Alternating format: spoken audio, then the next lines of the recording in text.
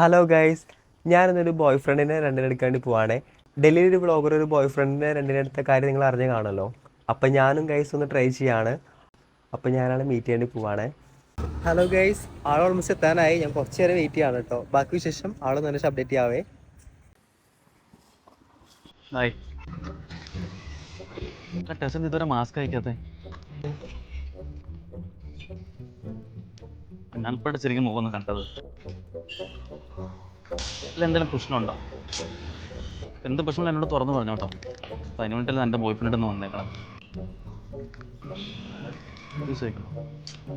Actually Rahul മനസ്സിലായില്ല. മനസ്സിലായി, ടെസ് തന്നെ അല്ലേ? എസ് തന്നെയാണ്. സാധാരണ നോർമലി നമ്മളെ കണ്ടു കഴിഞ്ഞാൽ ആൾക്കാർ പുച്ഛിച്ചുള്ള കലായിച്ചിരിക്കാറുള്ളത്. അതെന്താ? ഞാനൊരു ട്രാൻസ്ഫറിലാണ്.